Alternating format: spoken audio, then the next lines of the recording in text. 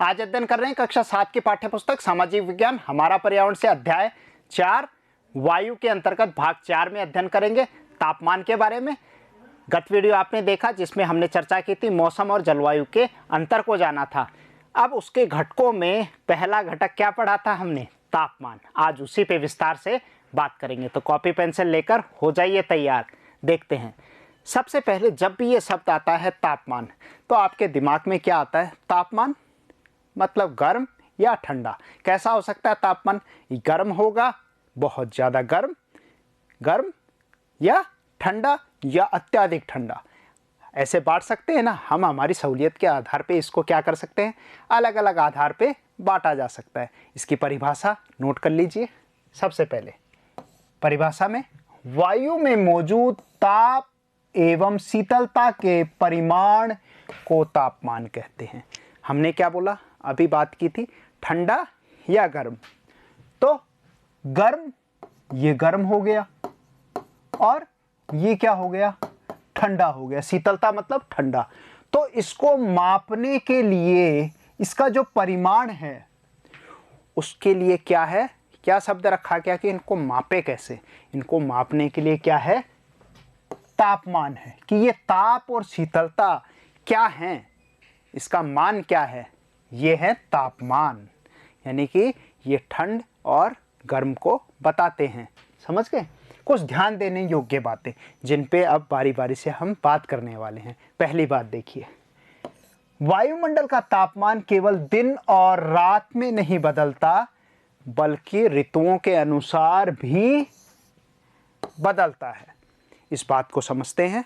देखिए, दिन और रात ही नहीं बदलता है। देखिए, आपने ये महसूस किया है कि दिन के समय सूर्य रहता है, तो आप ये मानिए कि इस पृथ्वी पर एकमात्र जो ऊर्जा का स्रोत है जिससे हमें हीट मिलती है, ताप मिलता है, वह क्या है? सूर्य। यह आप जानते हैं, सन। अब सूर्य से प्राप्त होने वाला ताप क्या कहलाता है? सूर्य ताप कहलाता है, इंसोलेशन कहते हैं। अब आप ये देखिए कि सूर्य से प्राप्त हमें ऊर्जा हो रही है और वह दिन में तो क्या होगा? तापमान को क्या कर देगा? बढ़ा देगा। और सूर्यास्त होने के बाद, शाम के बाद रात्रि का तापमान में क्या आ जाती है? कमी आ जाती है। तो आप ये देखिए कमी क्यों आई? क्योंकि सूर्य अस्त हो चुका है। तो ये जो बदलाव देख रहे हैं, यानी कि कहीं ना कहीं पृथ्वी संपूर्ण किसके ऊपर निर्भर कर रही है? सूर्य के ऊपर। ये तापमान किससे निर्भरता है? सूर्य के ऊपर निर्भरता है इसकी। आगे देखते हैं। एक चीज और इसमें आई कि ये ऋतुओं के अनुसार भी बदल जाता है। आप ये तुलना करें, अभी समय शीत ऋतु चल रही है। 23 दिसंबर से उत्तरी गोलार्ध में शीत ऋतु प्रारंभ हो चुकी है और आप चलेंगे 21 मार्च। 21 मार्च से वापस से क्या होगी? बसंत ऋतु शुरू होगी। और उसके बाद 21 जून, 21 जून को क्या होगी? ग्रीष्म ऋतु शुरू होगी। और वापस से फिर 23 सितंबर को क्या होगा? शरद ऋतु शुरू होगी। और वापस से ये आपकी शीत ऋतु। तो आप ये देख रहे हैं कि 365 दिन में ऋतुएं कितनी बदली? 4। बसंत, ग्रीष्म, शरद और शीत। अब आप ये देखिए, इन ऋतुओं के अनुसार आप खुद तुलना करके महसूस कर सकते हैं कि ग्रीष्म ऋतु जब चल रही थी उस समय तापमान कैसा था? तापमान 40 डिग्री, 45 डिग्री और 50 डिग्री हो रहा था। गर्म हवाएं चलती थी, जीना बहुत दुश्वार हो गया था। और अब फिर शरद ऋतु, वर्षा आई, फिर शरद ऋतु आई, थोड़ा सा नॉर्मल हुआ टेम्परेचर। फिर वापस शीत आते आते अब हमने क्या है, जो पहनावा हम ग्रीष्म काल में कर रहे थे, सूती वस्त्र पहन रहे थे, अब क्या पहन रहे हैं? ऊनी वस्त्र पहन रहे हैं। मतलब कई सारी चीज़ों को प्रभावित क्या कर रही हैं? ये ऋतुएं प्रभावित करती हैं। और ये ऋतुओं में आप क्या देख रहे हैं कि कहीं ना कहीं तापमान में क्या हो रहा है? कमी या बढ़ोतरी देखने को मिल रही है। तो ये बात स्पष्ट हो गई कि वायुमंडल का तापमान केवल दिन और रात में ही नहीं बदलता, ऋतुओं के अनुसार भी परिवर्तित होता है। अगला पॉइंट, शीत ऋतु की अपेक्षा ग्रीष्म ऋतु ज्यादा गर्म होती है। ये हम समझ गए कि शीत ऋतु में तापमान जहां मैदानी इलाकों में 0 से नीचे भी चला जाता है 2 डिग्री सेंटीग्रेड, और ग्रीष्म ऋतु में देखेंगे तो तापमान 50 डिग्री के पास चला जाता है। तो आप ये देखें कि ये तापमान में जो बदलाव देखने को मिल रहा है, ये ठंडा और ये क्या है, गर्म। तो ये जो बदलाव देख रहे हैं यही तो क्या है, यही तो तापमान है। और ये किस तरीके से देख रहे हैं कि ऋतुओं के परिणाम स्वरूप भी देखने को मिल रहा है और दैनिक भी बदलाव देखने को मिल रहा है। आगे देखते हैं, सूर्य ताप या फिर आतपन, एक शब्द और यूज किया गया है इसमें, आतपन।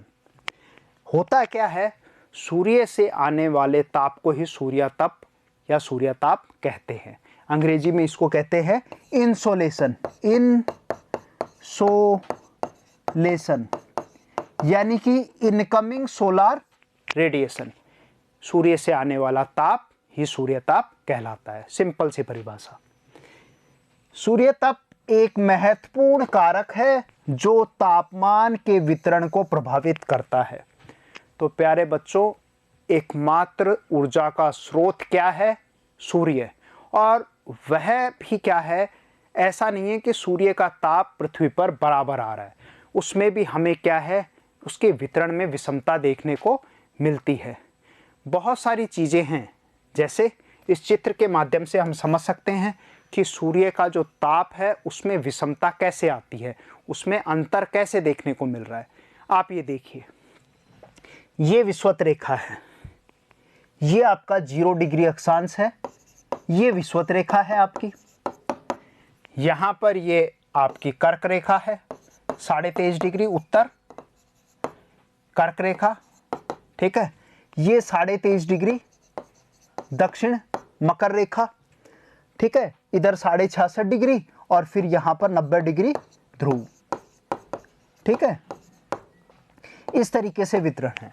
अब आप ये देखें कि सूर्य जो प्रकाश है, ये जो केंद्र का भाग है, इस 0 डिग्री अक्षांश या विषुवत रेखा पर किरणें कैसे पड़ेंगी, सीधी पड़ेंगी। 12 घंटे का दिन होता है, यानी कि यही एकमात्र ऐसा स्थान होता है विषुवत रेखा जहां साल भर 12 घंटे का दिन और 12 घंटे की रात अवधि होती है, यानी कि दिन रात की अवधि बराबर होती है।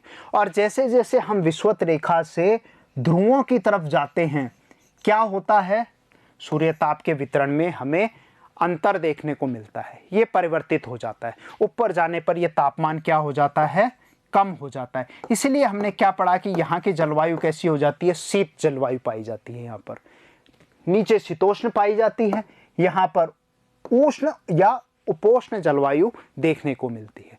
तो ये पूरा का पूरा जो बदलाव देख रहे हो वो किस पे निर्भर कर रहा है कि स्थिति कैसी है, कौन सा भाग सूर्य के सामने पृथ्वी का मौजूद है। क्योंकि पृथ्वी क्या कर रही है, ऋतुओं के अनुसार 365 दिन में देखा हमने 4 ऋतुएं बदल रही हैं, बदलाव देखने को मिल रहा है। तो कौन सा जो फेस है, चेहरा है, वो पृथ्वी का सामने है। अब प्रकाश यहाँ से आ रहा है तो इस जगह मिल रहा है। अब धीरे धीरे जाएंगे तो यहाँ तापमान, अगर एक सवाल आपसे पूछा जाए कि पृथ्वी पर सर्वाधिक तापमान कहाँ रिकॉर्ड किया जाएगा, क्या विषुवत रेखा पर, क्या कर्क रेखा या मकर रेखा पर, या शीतोष्ण या शीत ऋतु, शीत भागों पर, तो आपका जवाब क्या रहेगा, विषुवत रेखा नहीं रहेगा, आपका जवाब रहेगा कर्क रेखा या मकर रेखा वाले प्रदेश, जिनको क्या कहेंगे, उपोष्ण भाग कहेंगे। उपोष्ण भागों में यानी कि जो ट्रॉपिकल रीजन्स होते हैं, उन भागों में सर्वाधिक तापमान रिकॉर्ड किया जाता है। मैंने पहले भी बात की थी कि विषुवत रेखा के पास रोज़ दोपहर को 2 से 4 बजे के मध्य क्या होती है, रोज़ बारिश होती है, जिसको आफ्टरनून शावर्स कहते हैं। सवनीय प्रकार की वर्षा होती है, जिसके बारे में और विस्तार से हम जानेंगे। तो इसके कारण क्या होता है, और पेड़ पौधे यहाँ पर हरित वन पाए जाते हैं, विषुवत रेखीय सदाबहार वन पाए जाते हैं। तो उसके कारण क्या होता है, तापमान जो संतुलित रहता है, ना ज़्यादा होगा ना कम होता है, बराबर रहता है। पर जैसे जैसे हम यहाँ से दूर जाते जाएंगे तो इन इलाकों में क्या है, वनस्पतियों का अभाव रहता है, वर्षा का अभाव रहता है, तो इसलिए इन भागों में क्या हो जाता है, तापमान ज़्यादा रिकॉर्ड किया जाता है। और ऊपर जाएंगे तो वैसे ही भूमध्य रेखा से ध्रुवों की तरफ तापमान में क्या देखने को मिलती है, हमें कमी देखने को मिलती है। अब कुछ बातें नोट कीजिए आप। सबसे पहले सूर्य तप की परिभाषा क्या है। सूर्य से आने वाली वह ऊर्जा जिसे पृथ्वी रोक लेती है, वह ऊर्जा जिसे पृथ्वी क्या करती है, रोक लेती है। ये सूर्य है, अब ये पृथ्वी पर। अब आप ये देखिए कि जो ऊर्जा आ रही है, अब यहाँ पर जो ऊर्जा आ रही है, जो ऊर्जा आती है उसको तो क्या कहते हैं हम, लघु तरंगे कहते हैं। और जैसे ही ये पृथ्वी से टकराती है और टकरा के फिर वापस जाती है, तो ये क्या बन जाती हैं, दीर्घ तरंगे बन जाती हैं, दीर्घ तरंग बन जाती हैं, शॉर्ट वेव और लॉन्ग वेव। अब इनको पार्थिविक विकिरण भी कहते हैं। अब ये धीरे जो ऊर्जा अंदर आ गई, अब वो ऊर्जा अंदर क्या है, अंदर ही कैप्चर हो जाती है, अंदर ही रुक जाती है। उसका कारण मैंने क्या बताया था, क्या मौजूद है, धूल के कण मौजूद हैं और कार्बन डाइऑक्साइड मौजूद है। तो वो क्या करती है, ऊर्जा को आने तो देती है परंतु उसको बाहर नहीं जाने देती। पढ़ा था ना हरित ग्रह प्रभाव, ग्रीन हाउस इफेक्ट, यही तो करता है कि CO2 क्या करती है, सूर्य की किरणों को प्रवेश करने देती है पर रोक लेती है कि अब बाहर नहीं जाने दूंगी, तो अंदर ही रोक कर क्या कर देती है, तापमान में बढ़ोतरी कर देती है। क्लियर। तो ये क्या कहलाएगा, सूर्य तप। सूर्य तप की मात्रा भूमध्य रेखा से ध्रुवों की ओर घटती जाती है। अभी इस चित्र में हमने इस चीज को समझ लिया कि जो विषुवत रेखा है उससे हम ध्रुवों की तरफ जैसे जैसे जाएंगे तापमान में क्या आएगी, कमी देखने को मिलती है। अगली खास बात जो हमने महसूस की है, आपने महसूस की है, उसको देखते हैं क्या है। गांव की अपेक्षा नगरों का तापमान बहुत अधिक होता है। सही बात है। दिन के समय में एस्फाल्ट से बनी सड़कें, अब ये इसका कारण बता रहा है कि गांव की अपेक्षा नगरों में तापमान अधिक क्यों होता है, शहरों में तापमान क्या कारण है उसका कारण है कि एस्फाल्ट की बनी सड़कें, डामर की बनी सड़कें दिन में तपती हैं और वह क्या करती हैं, वहाँ पर कंक्रीट के जंगल हैं, यानी कि इतने मकान बन गए हैं, बिल्डिंग्स बन गई, इमारतें बन गई हैं और वह क्या करती हैं, जब सूर्य का जो ताप आता है उसको अवशोषित कर लेती हैं और फिर वापस बैक फेंकती हैं, उसको वापस से भेजती हैं। तो इससे क्या होता है, एक ऊष्मा द्वीप बन जाता है। मतलब पूरी ऊर्जा, पूरे जो तापमान को होगा, अपने परिक्षेत्र का जो तापमान होगा उसको वो क्या कर देंगे, शहरों में बढ़ा देते हैं। देखिए, धातु और कंक्रीट से बनी सड़कें एवं धातु और कंक्रीट से बने भवन क्या हो जाते हैं, गर्म हो जाते हैं। रात के समय यह ऊष्मा मुक्त हो जाती है, तो दिन में तो क्या बनेंगे, हीट आइलैंड्स बन जाते हैं, ये ऊष्मा द्वीप कहलाते हैं, ये ऊष्मा द्वीप बन जाते हैं, बिल्कुल गर्म हो जाते हैं और धीरे धीरे रात में फिर ठंडे होते हैं। तो आपने देखा है शहरों का तापमान रात के समय क्या हो जाता है, सुहाना हो जाता है, पर गांव में हमेशा ही सामान्य तापमान बना रहता है। अब तापमान की बात करें और तापमापी ना जाने, देखिए अब तापमान को समझ लें कि तापमापी इसका क्या है, यंत्र है। पर वो तापमापी अगर आपने देखा, आप कभी डॉक्टर के पास गए हैं, डॉक्टर के पास आप जाते हैं और वो डॉक्टर आपको जैसे बुखार होता है तो आप कैसे उसको तापमापी आपके मुंह में लगाएगा या बगल में लगाएगा और बगल में लगा के वो बताता है हाँ भाई आपको 100 डिग्री बुखार है, 100 डिग्री सेंटीग्रेड बुखार है। क्या बोलता है, डिग्री फिर सेंटीग्रेड बोलता है और बुखार, यानी कि आपका ताप ज़्यादा है। तो इस तरीके से हम क्या है, गर्म या ठंडी की पहचान कर सकते हैं। जैसे पानी उबलता है, कितने डिग्री पर उबलता है, 100 डिग्री सेंटीग्रेड पे बॉयल हो जाता है। और बर्फ़ जमती है तो 0 डिग्री सेंटीग्रेड पे क्या होती है, बर्फ़ जम जाती है। फ्रिज में देखा है, वहाँ तापमान क्या रहता है, 0 डिग्री से नीचे रहेगा, तो बर्फ़ आराम से जम जाएगी। आगे देखते हैं, इनको नोट कीजिए आप। तापमान को मापने की मानक इकाई डिग्री सेंटीग्रेड होती है, डिग्री सेल्सियस। समझ गए, ये क्या है, तापमान को मापने की मानक इकाई है। किसने खोज की थी इसकी, एड्रेस सेल्सियस ने। एड्रेस किसी का एड्रेस लिखते हैं ना, उसी से याद कर लो, एड्रेस सेल्सियस ने इसका आविष्कार किया था। ये अभी बात की हमने, जल 0 डिग्री सेंटीग्रेड पर क्या हो जाता है, जम जाता है। जल 100 डिग्री सेंटीग्रेड पर क्या है, उबल जाता है, बॉयल हो जाता है, देखा है ना आपने। और तापमान को मापने का यंत्र क्या कहलाता है प्यारे बच्चों, तापमापी कहलाता है। ये देखिए ऐसा थर्मामीटर होता है, अलग अलग तरीके के थर्मामीटर अब तो आने लग गए हैं। आपने देखा कोरोना में भी जांच करते हैं, देखते हैं थर्मामीटर, बॉडी टेम्परेचर देखते हैं ना, तो उसमें क्या देख रहे हैं, तो ये किस चीज़ को दिखा रहा है, आप ये देखिए, एक तो डिग्री सेंटीग्रेड है, ये एक मानक इकाई जो भारत में काम में आ रही है। और अन्य देशों में, अमेरिका में जाएंगे तो वहाँ पर क्या होगा, डिग्री फ़ारेनहाइट में काम में लिया जाता है।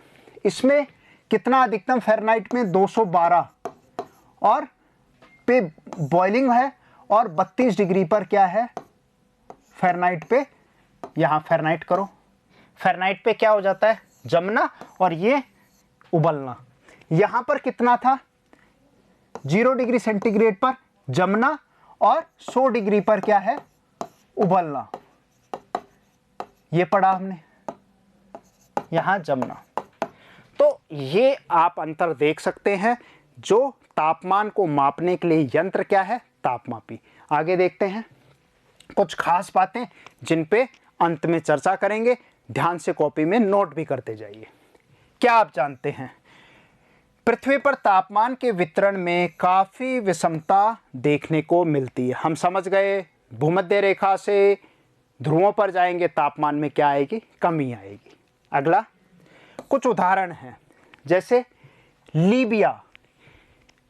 अगर आपसे सवाल पूछे विश्व का सर्वाधिक तापमान कहाँ रिकॉर्ड किया जाता है, तो आपका उत्तर होगा लीबिया का अल जजीजिया। कहाँ है, लीबिया में। विश्व के मानचित्र में देखिए, ये विश्व का मानचित्र और ये लीबिया, और लीबिया में जगह है अल जजीजिया। वहाँ सर्वाधिक तापमान 58 डिग्री सेंटीग्रेड रिकॉर्ड किया जाता है। 58 डिग्री सेंटीग्रेड, कितना अधिकतम तापमान, 58 डिग्री सेंटीग्रेड। और सबसे अधिक ठंड, कितनी ठंड, -87 डिग्री सेंटीग्रेड। इतना 87.5 डिग्री सेंटीग्रेड कहाँ पर है, वोस्टक। वोस्टक जगह कहाँ है, अंटार्कटिका में। ये आपका अंटार्कटिका, और अंटार्कटिका में वोस्टक, -87.5 डिग्री सेंटीग्रेड तापमान, यानी कि इस धरती का सबसे न्यूनतम तापमान यही रिकॉर्ड किया जाता है। और लास्ट की बात है कि सूर्य के ताप का सिर्फ 2 अरबवां हिस्सा ही हम काम में लेते हैं, सिर्फ 2 अरबवां हिस्सा। यानी कि आप अगर देखें 100% ऊर्जा मिल रही है सूर्य से, तो उसमें से सिर्फ 51% ऊर्जा ही पार्थिविक विकिरण के रूप में हम काम में लेते हैं। समझ आ गया, आया ना मज़ा। इसे एक साथ नमस्कार, जय हिंद, फिर मिलेंगे।